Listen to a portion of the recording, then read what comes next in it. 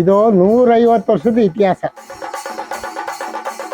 ಕುದೇರು ಎಂಬ ಗ್ರಾಮದಲ್ಲಿ ಶ್ರೀ ಮಲ್ಲಿಕಾರ್ಜುನೇಶ್ವರ ಸಹಿತವಾಗಿ ಬೆಲ್ಲದ ದೇವಮ್ಮನ ಸಹಿತವಾಗಿ ಕಾವ್ಯ ಬಸವೇಶ್ವರರು ನೆಲೆಸಿರುವ ಈ ಕುದೇರು ಗ್ರಾಮದಲ್ಲಿ ನಾವಿದ್ದೇವೆ. ಈ ನಡೆಯತಕ್ಕಂಥ ಗೌರಿ ಹಬ್ಬ ವಿಶೇಷವಾದ್ದು.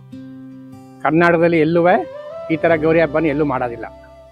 ಮೊದಲು 150 ವರ್ಷಗಳ ಹಿಂದೆ ನಮ್ಮ ಪೂರ್ವಿಕರು ಇದನ್ನ ಒಂದು ಮನೆಯಲ್ಲಿ ಪ್ರತಿಷ್ಠಾಪನೆ ಮಾಡಿ ತಾಯಿಯನ್ನ ಇದು ಮಾಡಿದ್ರು. ನಂತರದಲ್ಲಿ ಇದು ಹಾಗೆ ಊರ ಎಲ್ಲಾ ಕೋಮುಗಳು ಸೇರಿ ಮಾಡುವಂತಹ ಒಂದು ಹಬ್ಬ ಆಯಿತು. ಇದನ್ನೇನಂದ್ರೆ 12 ದಿನದ ಹಬ್ಬ. ನಮಗೆ 12 ದಿನದಲ್ಲಿ ಮೊದಲನೇ ದಿನ ಅಂದ್ರೆ ಭಾದ್ರಪದ ಶುದ್ಧ ತಡಿಗೆ ದಿನದ ಹಿಂದಿನ ದಿನವೇ ನಾವು ತಾಯಿಯನ್ನ ಇಲ್ಲಿಗೆ 3 ಮೈಲಿ ದೂರದ ಇರತಕ್ಕಂಥ ಹೆಗ್ಗವಾಡಿ ಎಂಬಂತ ಗ್ರಾಮದ ಪಕ್ಕದಲ್ಲಿ ಇರತಕ್ಕಂಥ ಒಂದು ಓಣಿಯಲ್ಲಿ ತಾಯಿಯ ಮೃತ್ತಿಕೆಯನ್ನ ತಗೊಂಡು ಬರ್ತೀವಿ. ಗೋಧೂಳಿ ಸಮಯದಲ್ಲಿ ಹೋಗ್ತೀವಿ.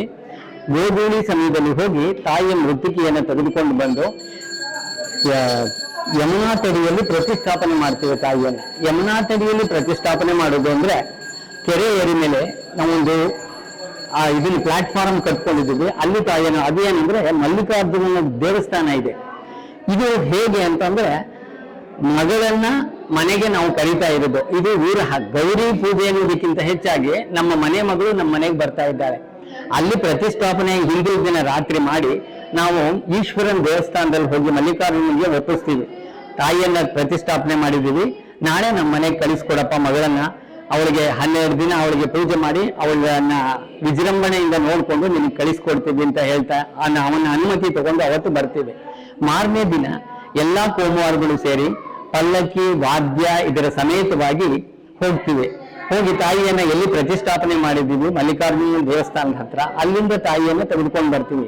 ಅಲ್ಲಿ ಮತ್ತೆ ಪೂಜೆ ಪುನಸ್ಕಾರಗಳನ್ನ ಮಾಡಿ ತಾಯಿಗೆ ಷೋಡಶೋಪಚಾರ ಪೂಜೆಯನ್ನು ಅಲ್ಲೇ ಮಾಡಿ ಅವಳನ್ನ ಮೊರದಲ್ಲಿ ತೆಗೆದುಕೊಂಡು ಮೊರವನ್ನ ಗೆರಸಿಯಲ್ಲಿ ಇಟ್ಕೊಳ್ತೇವೆ. ಬಿದಿರಿನ ಗೆರಸಿಯಲ್ಲೇ ತರಬೇಕು ಆ ತಾಯಿಯನ್ನ. ಬಿದಿರಿನ ಗೆರಸಿಯಲ್ಲಿ ತಗೊಂಡು ಪಲ್ಲಕ್ಕಿಯಲ್ಲಿ ಇಟ್ಕೊಂಡು ತಾಯಿಯನ್ನ ಅಲ್ಲಿಂದ ಕರ್ಕೊಂಡು ಬರ್ತೀವಿ. ಅರಿಶಿಣ ಕುಂಕುಮ ಇತ್ಯಾದಿಯನ್ನ ಇಟ್ಟು ಪೂಜೆಯನ್ನ ಮಾಡಿ ತಾಯಿಗೆ ಗೆಜ್ಜೆ ವಸ್ತ್ರ ಪ್ರತಿಯೊಂದನ್ನು ಇಟ್ಟು ಬಾಗಿನವನ್ನ ಕೊಡ್ತಾರೆ ತಾಯಿಗೆ. ಬಾಗಿನವನ್ನ ಅಲ್ಲೇ ಸಮರ್ಪಿಸ್ತಾರೆ. ಸಂಜೆ 7 ಗಂಟೆಗೆ ತಾಯಿ ದೇವಸ್ಥಾನಕ್ಕೆ ಬರ್ತಾ ಇದ್ದಂಗೆ ಆರತಿ ಮಾಡಿ ನಾವು ಆಕೆಯನ್ನ ಮನೆಗೆ ಕರ್ಕೊಳ್ತೇವೆ. ದೇವಸ್ಥಾನಕ್ಕೆ ಕರ್ಕೊಂಡು ತಾಯಿಯನ್ನ ಅಲ್ಲಿ ಅವಳಿಗೆ ಬಂದ ತಕ್ಷಣ ದೋಸೆ ಮತ್ತೆ ಒಬ್ಬಟ್ಟನ್ನ ನೈವೇದ್ಯವನ್ನು ಮಾಡ್ತೇವೆ. ತಾಯಿಗೆ ನೈವೇದ್ಯವನ್ನು ಮಾಡಿ ಅಲ್ಲಿಗೆ ಒಂದು ಹಂತ ಮುಗಿಯುತ್ತೆ. ತಾಯಿ ದೇವಸ್ಥಾನವನ್ನು ಸೇರ್ತಾಳೆ. ಮತ್ತೆ ರಾತ್ರಿ 8 ಗಂಟೆಗೆ ಅವಳಿಗೆ ವಿಶೇಷವಾದ ನೈವೇದ್ಯವನ್ನು ಮಾಡಿ ಆ ದಿನದ ಕಾರ್ಯಕ್ರಮ ಮುಗಿಯುತ್ತೆ. ಮತ್ತೆ ಮಾರನೇ ದಿನ ಚೌತಿ ಇದ್ರೆ ಚೌತಿಯಲ್ಲಿ ವಿಘ್ನೇಶ್ವರನ ವರಸಿದ್ಧಿವಿನಾಯಕನ ವ್ರತವನ್ನ ದೇವಸ್ಥಾನದಲ್ಲಿ ಮಾಡ್ತೀವಿ. ಅದು ಹೇಗೆ ಅಂದ್ರೆ ಮಣ್ಣನ್ನ ಕೆರೆಯಲ್ಲಿ ತೆಗೆದುಕೊಂಡು ತನ್ನ ಗಣಪತಿಯನ್ನ ಊರವರೇ ಮಾಡಿಕೊಡ್ಬೇಕಂತ ಪದ್ಧತಿ ನಮ್ದು. ಯಾವುದೋ ಮಾಡಿದ ಗಣಪತಿಯನ್ನ ಯಾವತ್ತೂ ತಂದಿಟ್ಟಿಲ್ಲ. ಹಾಗಾಗಿ ಇಲ್ಲಿಯೇ ಆಚಾರ್ಯೊಬ್ಬರಿದ್ದಾರೆ. ಅವರು ಏನ್ ಮಾಡ್ತಾರೆ ಅಂದ್ರೆ ಬೆಳಗ್ಗೆ ನಾವು ಮಣ್ಣನ್ನ ಅವ್ರಿಗೆ ತಗೊಂಡು ಹೋಗ್ಕೊಡ್ತು ಅಂದ್ರೆ ಮಧ್ಯಾಹ್ನದವರೆಗೆ ಚೌತಿ ಬರುವುದರೊಳಗೆ ಅವರು ಗಣಪತಿಯನ್ನ ಮಾಡ್ಕೊಡ್ತಾರೆ. ನಮಗೆ ಗಣಪತಿಯನ್ನ ತಂದು ನಾವು ಇಲ್ಲಿ ಇಟ್ಟು ತಂದೆಯನ್ನ ವಿನಾಯಕ ಚತುರ್ಥಿಯನ್ನ ಆಚರಿಸ್ತೇವೆ. ಬೆಳಗ್ಗೆ ತಂದೆಯನ್ನ ಪೂಜೆ ಮಾಡಿ ವ್ರತವನ್ನ ಆಚರಿಸಿ ಸಂಜೆ ದೇವಸ್ಥಾನದಲ್ಲಿ ಕಥಾಶ್ರವಣವನ್ನ ಮಾಡ್ತಾರೆ. ಕಥಾಶ್ರವಣವನ್ನ ಮಾಡಿದರೆ ಸಮಂತಕೋಪಾಖ್ಯಾನ ಕಥಾಶ್ರವಣವನ್ನ ಮಾಡುವುದರಿಂದ ಈ ಚಂದ್ರ ದರ್ಶನದ ದೋಷ ಪರಿಹಾರ ಆಗ್ತದೆ ಅಂತನ್ನುವ ಒಂದು ಪ್ರತೀತಿ ಇದೆ. ಹಾಗಾಗಿ ಆವತ್ತು ಮಾಡ್ತೇವೆ. ಅಲ್ಲಿಂದ ಮತ್ತೆ 3 ದಿನ ತಾಯಿಗೆ ಯಾವುದೇ ವಿಧವಾದಂತಹ ಅಲಂಕಾರಗಳಿರುವುದಿಲ್ಲ. ಮರಳು ಗೌರಿಯನ್ನೇ ನಾವು 3 ದಿನ ಪೂಜೆ ಮಾಡ್ತೇವೆ. ನಂತರದಲ್ಲಿ 5ನೇ ದಿನ ಆಕೆಗೆ ವಿಶೇಷವಾದಂತಹ ಅಲಂಕಾರ ಅಂದ್ರೆ ಮರಳು ಗೌರಿ ಇದ್ದವಳು ಆ ದಿನ ಸ್ವರ್ಣಗೌರಿ ಆಗ್ತಾಳೆ. ಸ್ವರ್ಣಗೌರಿ ಅಂದ್ರೆ ಸ್ವರ್ಣಗೌರಿಯ ಒಂದು ಮುಖವಾಡವನ್ನು ನಾವು ಮಾಡಿಸಿ ಇಟ್ಕೊಂಡಿದ್ದೇವೆ ಚಿನ್ನದ್ದು. ಅದನ್ನ ತಾಯಿಗೆ ಹಾಕ್ತೇವೆ. ಹಾಕಿ ಆ ದಿನದಿಂದ ಮತ್ತೆ 7 ದಿನಗಳವರೆಗೆ ತಾಯಿಗೆ ವಿಶೇಷ ಪೂಜೆಗಳು ನಡೀತವೆ. ಬಾರಿ ಗೌರಮ್ಮ ಮಂದಹಾಸದ ಮೊಗ ತೋರೆ ನನ್ನಮ್ಮ ಮಡಿಲನ್ನು ತುಂಬುವೆ ಬಾರಿ ಗೌರಮ್ಮ ಮಂದಹಾಸದ ಮೊಗ ತೋರೆ ನನ್ನಮ್ಮ ವಸ್ತ್ರಾಭರಣಗಳ ತೊಡಿಸುವೆ ನಮ್ಮ ವಸ್ತ್ರಾಭರಣಗಳ ತೊಡಿಸುವೆ ನಮ್ಮ ಅರಿಶಿನ ಕುಂಕುಮ ಹಚ್ಚುವೆ ನಮ್ಮ ಮಡಿಲನ್ನು ತುಂಬುವೆ ಬಾರಿ ಗೌರಮ್ಮ ಮಂದಹಾಸದ ಮೊಗ ತೋರೆ ನನ್ನಮ್ಮ.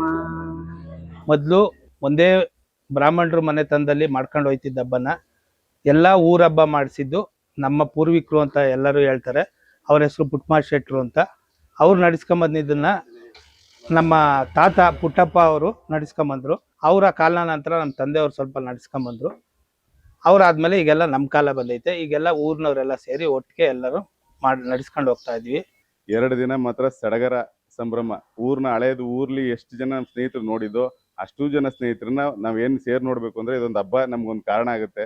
ಹಬ್ಬನೇ ಅಷ್ಟೇ ಅದ್ದೂರಿಯಾಗಿ ಮನಸ್ಫೂರ್ತಿಯಾಗಿ ಎಲ್ಲರೂ ಒಂದೊಂದು ಕೆಲಸ ಕಾರ್ಯಗಳನ್ನ ಜವಾಬ್ದಾರಿಯಾಗಿ ವಹಿಸ್ಕೊಂಡು ಪ್ರತಿಯೊಬ್ಬರು ಮಾಡ್ತೀವಿ. ಮಲ್ಲಿಕಾರ್ಜುನ ಸ್ವಾಮಿ ಅಡ್ಪಲ್ಲಕ್ಕಿ ಉತ್ಸವಕ್ಕೆ ನಾವು ಸುಮಾರು ಒಂದು 8-10 ವರ್ಷದಿಂದ ಫ್ಲವರ್ ಡೆಕೋರೇಷನ್ ಮಾಡ್ತಾ ಇದೀವಿ.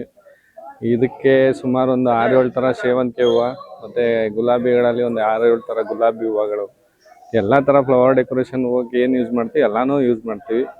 ತುಂಬ ಯೂನಿಕ್ ಆಗಿರ್ತದೆ. ಪ್ರತಿ ವರ್ಷವೂ ಒಂದೊಂದು ಡಿಸೈನ್ ಚೇಂಜ್ ಆಗುತ್ತೆ. ಎಲ್ಲ ಊರಲ್ಲೂ ಗಣೇಶನ್ನ ಇಟ್ಟು ಪೂಜೆ ಮಾಡಿದ್ರೆ ನಮ್ಮ ಗ್ರಾಮದಲ್ಲಿ ಕುದೇರು ಗ್ರಾಮದಲ್ಲಿ ಗೌರಿನ ಪ್ರತಿಷ್ಠಾಪನೆ ಮಾಡಿ 12 ದಿನ ಇಟ್ಟು ಪೂಜೆ ಮಾಡ್ತೀವಿ. 12 ದಿನ ಆದಮೇಲೆ ಊರ ಹಬ್ಬ ಇದು ಗ್ರಾಮದ ಹಬ್ಬ ಆಗಿರೋದ್ರಿಂದ ಗ್ರಾಮ ಪೂರ್ತಿ ಆಚರಿಸ್ತಾರೆ. ಇಲ್ಲಿ ಒಂದೊಂದು ಜನಾಂಗದವರು ಒಂದೊಂದನ್ನ ಆಚರಿಸ್ಕೊಂಡು ಬಂದಿದ್ದಾರೆ. ಒಂದೊಂದು ರೆಸ್ಪಾನ್ಸಿಬಿಲಿಟಿ ತಗೊಂಡಿದ್ದಾರೆ. ಇವಾಗ ಈಗ ನೀವೇನು ನೋಡ್ತಾ ಇದ್ದೀರಾ ಇದು ಪಲ್ಲಕ್ಕಿ ಪ್ರಿಪ್ರೇಷನ್ನು.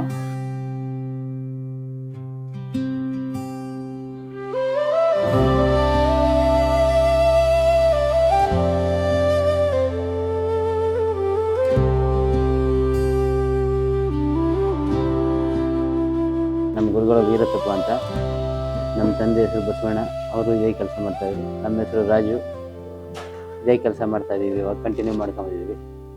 ನಮ್ಮ ಹುಡುಗರೆಲ್ಲ ಸಪೋರ್ಟ್ ಮಾಡ್ತಾರೆ ನಮಗೆ, ಹಾಗೂ ನಮ್ಮ ಗ್ರಾಮಸ್ಥರೆಲ್ಲ ಸಪೋರ್ಟ್ ಮಾಡ್ತಾರೆ. ಇವಾಗ ಅದೇ ರೀತಿ ಕಂಟಿನ್ಯೂ ನಡ್ಕೊಂಬರ್ತಾ ಇದೆ. ನಾವು ಪಟಾಕಿ ಮಾಡ್ತಾ ಇರೋದು ಯಾಕಂದ್ರೆ ನಮ್ಮ ತಂದೆ ಕಾಲದಿಂದ ಅವರು ತೀರೋದ್ಮೇಲೆ ನಾನು ಕಂಟಿನ್ಯೂ ಆಗಿ 45 ವರ್ಷದಿಂದ ಕಂಟಿನ್ಯೂ ಆಗಿ ಮಾಡ್ಕೊ ಬರ್ತಾ ಇದ್ದೀವಿ. ಕೆರೆ ನೀರು ತುಂಬಿರೋದು ಈ ಸರಿ ವರ್ಷದ ವಿಶೇಷ. ಈ ವರ್ಷ ನಮ್ಮ ಎಲ್ಲ ಸದಸ್ಯರುಗಳ ಸಹಕಾರದಿಂದ ಮತ್ತು ನಮ್ಮ PDO ಅವರ ಸಹಕಾರದಿಂದ ತುಂಬ ಸಪೋರ್ಟ್ ಮಾಡಿದ್ದಾರೆ. ಮತ್ತು ನೀರಿನ ಎಲ್ಲ ಥರದ ಮೂಲಗಳಿಂದ ಅಕ್ಕಪಕ್ಕ ಗ್ರಾಮಸ್ಥರ ಸಹಕಾರದಿಂದ ಈ ಸರಿ ಇಲ್ಲಿ ಕೆರೆಗೆ ನೀರು ತುಂಬಿಸಿದ್ದೀವಿ. ನಾಳೆ ತೆಪ್ಪೋತ್ಸವ ನಡೆಯುತ್ತೆ. ನಮ್ಮೂರಲ್ಲಿ ಗೌರಿ ಹಬ್ಬದ ಪ್ರಯುಕ್ತ ನಾವು ದಾಸೋಹ ಕಾರ್ಯಕ್ರಮ ಹಮ್ಮಿಕೊಂಡಿದ್ದೀವಿ. ಇದು ಕಳೆದ ಒಂದು 15 ವರ್ಷದಿಂದ ನಡೀತಾ ಇದೆ. ಮೊದಲು ಒಂದು 25 kg ಬಾತಲ್ಲಿ ನಾವು ಪ್ರಾರಂಭ ಮಾಡಿದ್ದು. ಇವಾಗ ಹೆಚ್ಚು ಕಡಿಮೆ ಒಂದು 10,000 ಜನ ನಮ್ಮಲ್ಲಿ ಊಟ ಮಾಡ್ತಾರೆ. ಒಂದು 3 ವರ್ಷ ಬಾತನ್ನ ಹಂಚೋದು 1-2 ಕ್ವಿಂಟಾಲ್ಗೆ ಮಾಡ್ತಾ ಇದ್ವಿ ದೇವಸ್ಥಾನದಲ್ಲಿ. ತದನಂತರ ನಾವು ಯಾಕೆ ಊಟ ಮಾಡಿಸ್ಬಾರ್ದು ಅಂತ ಹೇಳಿ ನಾವು ಊಟನ ಪ್ರಾರಂಭ ಮಾಡಿದ್ವಿ. ಮೊದಲನೇ ವರ್ಷ ಒಂದು 5,000 ಜನಕ್ಕೆ ಪ್ರಾರಂಭ ಮಾಡಿದ್ವಿ. ಇವಾಗ ನಾವು ಒಂದು 10,000 ಜನಕ್ಕೆ ನಾವು ಅನ್ನದಾಸೋಹನ ಪ್ರತಿ ವರ್ಷ ಗೌರಿ ಹಬ್ಬದ ಪ್ರಯುಕ್ತ ಹಮ್ಮಿಕೊಂಡಿದ್ದೀವಿ. ಪ್ರತಿ ವರ್ಷದಂತೆ ಈ ವರ್ಷನೂ ಕೂಡ ಅನ್ನ, ಸಾರು, ಪಾಯಸ, ಹುಳಿ ಮಾಡ್ತೀವಿ. ಇಲ್ಲಿ ಏನು ಸ್ಪೆಷಲ್ ಅಂತ ಹೇಳಿದ್ರೆ ನಮ್ಮಲ್ಲಿ ಹುಳಿ ಮಾಡ್ತೀವಿ. ಎಲ್ಲ ರೀತಿಯಾದಂಥ ತರಕಾರಿಗಳು, ಎಲ್ಲ ರೀತಿಯಾದಂಥ ದ್ವಿದಳ ಧಾನ್ಯವನ್ನು ಉಪಯೋಗಿಸಿ ನಾವು ಹುಳಿ ಮಾಡ್ತೀವಿ. ನಮ್ಮಲ್ಲಿ ಹುಳಿ ತುಂಬ ಇಷ್ಟಪಟ್ಟು ಜನ ಊಟ ಮಾಡ್ತಾರೆ. ಮತ್ತು ಪಾಯಸ ಮಾಡ್ತೀವಿ, ಅಕ್ಕಿ ನುಚ್ಚಿನ ಪಾಯಸ ಮಾಡ್ತೀವಿ, ಅನ್ನ ಇರುತ್ತೆ, ಸಾಂಬಾರು ಇರುತ್ತೆ, ಬೇಳೆ ಸಾಂಬಾರು ಮಾಡಿಸ್ತೀವಿ, ಮಜ್ಜಿಗೆ ಇರುತ್ತೆ.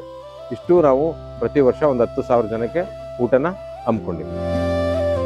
ಪಲ್ಲಕ್ಕಿ ಅನ್ನೋ ಒಂದು ವಿಶೇಷತೆ ಬಂದರೆ, ಪಲ್ಲಕ್ಕಿ ಸುಮಾರು ಅದು ಜೊತೆಲೇ ಬಂತು. ಸಣ್ಣದಾಗಿ ಮಾಡ್ತಾ ಇದ್ರು. 4 ಜನ ಒಂದು ಬುಟ್ಟಿಲಿ ತಗೊಂಡೋಗೋ ಅಂಥದ್ದು ಮಾಡ್ತಾ ಇದ್ರು ಗೌರಿನ. ಅಷ್ಟಕ್ಕೆ ಹಬ್ಬ ಸೀಮಿತ ಆಗಬಾರ್ದು. ತಿರ್ಗಾ ಗೌರಿ ತಂದು ವಿಸರ್ಜನೆ ಮಾಡಿದ್ರೆ ಹಬ್ಬ ಕಳೆ ಬರಲ್ಲ ಅಂತ ಆ ಗೌರಿಗೆ ಒಂದು ಸಾಥ್ ಕೊಡೋದಕ್ಕೆ ಮಲ್ಲಿಕಾರ್ಜುನನ ಉತ್ಸವನ ಸ್ಟಾರ್ಟ್ ಮಾಡಿದ್ರು.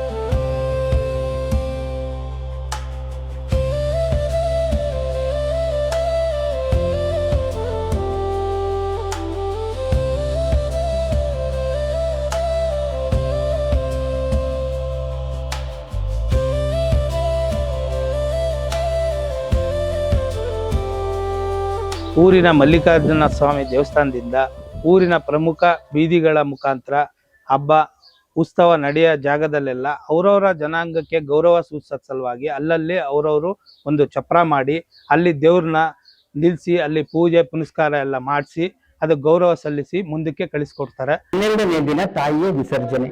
ಆ ದಿನ ತಾಯಿಗೆ ವಿಶೇಷವಾದ ಭಕ್ಷ್ಯ ಭೋಜ್ಯಗಳಿಂದ ನಾವು ನೈವೇದ್ಯವನ್ನು ಮಾಡ್ತೇವೆ. ಮಗಳು ಅಪ್ಪನ ಮನೆಗೆ ಬಂದಿದ್ದು ವಾಪಸ್ ಗಂಡನ ಮನೆಗೆ ಹೋಗ್ಬೇಕಾದ್ರೆ ಹೆಣ್ಣು ಮಕ್ಕಳು ಹೇಗೆ ಅಳ್ತಾ ಹೋಗ್ತಾರೆ ತಂದೆ ಮನೆ ಬಿಟ್ಟು ಹೋಗ್ಬೇಕಲ್ಲ ಅನ್ನೋ ಒಂದು ಸಂಕಟದಿಂದ ಅಂದ್ರೆ ನೋವಿನಿಂದ ಹೋಗ್ತಾರೆ.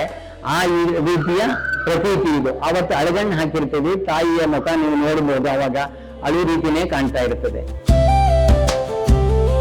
ಗೌರಿ ಹಬ್ಬಕ್ಕೆ ಹೆಸರಾಂತ ಉಳ್ಳಂಥದ್ದು ಗ್ರಾಮ ಇದು.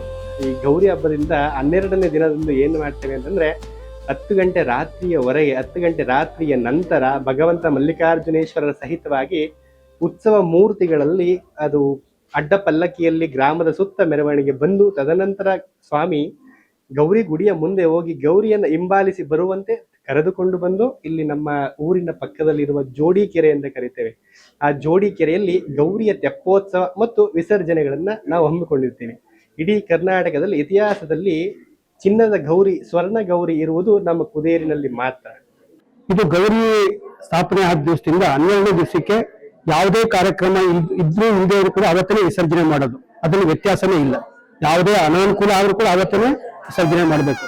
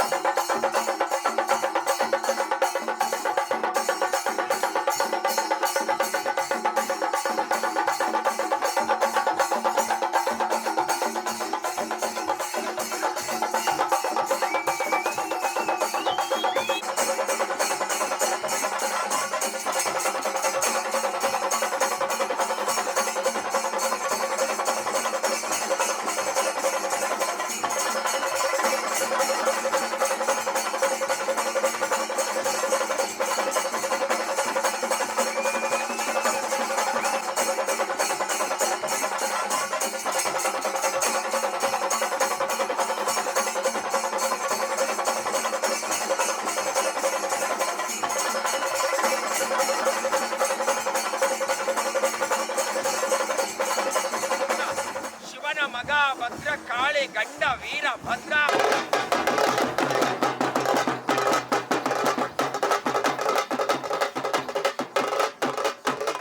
ಹರಶಂಭೋ ಶಿವಶಂಭೋ ನಮಃ ಶಿವಾಯ.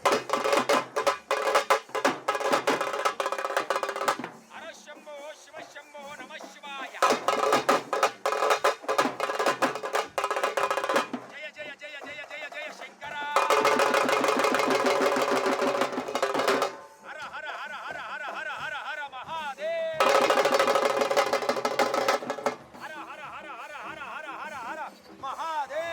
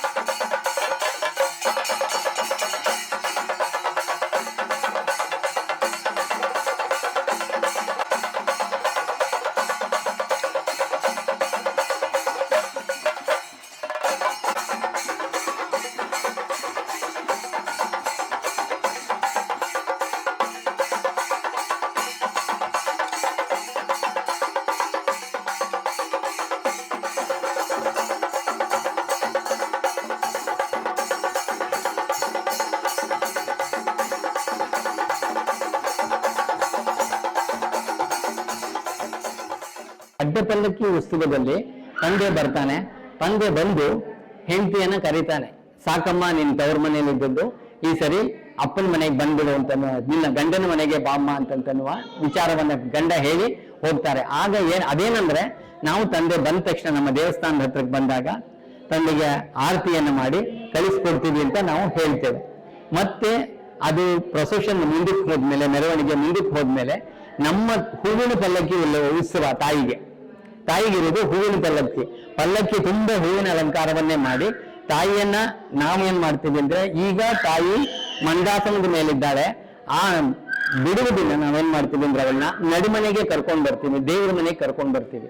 ದೇವ್ರ ಮನೆ ಏನು ಅಂದ್ರೆ, ತಂದೆ ಮನೆಯಲ್ಲಿ ಯಾವಾಗ್ಲೂ ಮಕ್ಕಳನ್ನ ಹೆಣ್ಮಕ್ಳು ಕಳಿಸ್ಬೇಕಾದ್ರೆ ದೇವರ ಮನೆಯಲ್ಲಿ ಕೂಡಿಸಿ ಅವಳಿಗೆ ಸೋಗಲಕ್ಕಿಯನ್ನ ಇಡುವಂತಹ ಪ್ರತೀತಿ. ನಾವು ನಮ್ಮ ಕಡೆಯವರು ಸೇರ್ಕೊಂಡು ಅವಳನ್ನ ನಡುಮನೆಯಲ್ಲಿ ಕರ್ಕೊಂಡು ಪೂಜೆ ಮಾಡಿಸಿ ಅವಳಿಗೆ ಅಲ್ಲಿ ನಮ್ಮ ಸುಮಂಗಲಿಯರೆಲ್ಲರೂ ಸೋಗಲಕ್ಕಿಯನ್ನ ಇಟ್ಟು ಆಕೆಯ ಆಶೀರ್ವಾದವನ್ನ ಬೇಡ್ಕೊಂಡು ನಂತರದಲ್ಲಿ ಆಕೆಯ ಬುತ್ತಿಯನ್ನ ಕಟ್ಟಿ ಬುತ್ತಿ ಸಮೇತವಾಗಿ ಆಕೆಯನ್ನು ಕರ್ಕೊಂಡು ಹೊರಡ್ತೀವಿ.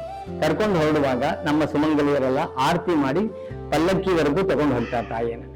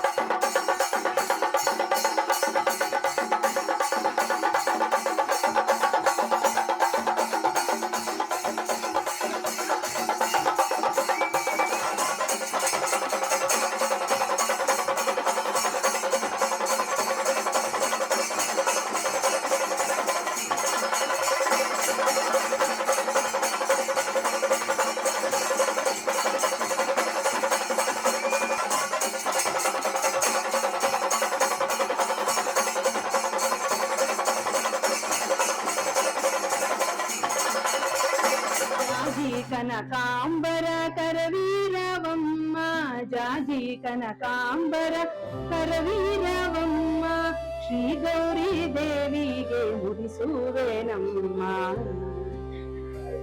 ಮಡಿಲನ್ನು ತುಂಬುವೆ ಬಾರಿ ಗೌರಮ್ಮ ಮಂದಹಾಸದ ಮುಗ ತೋರೆ ನನ್ನಮ್ಮ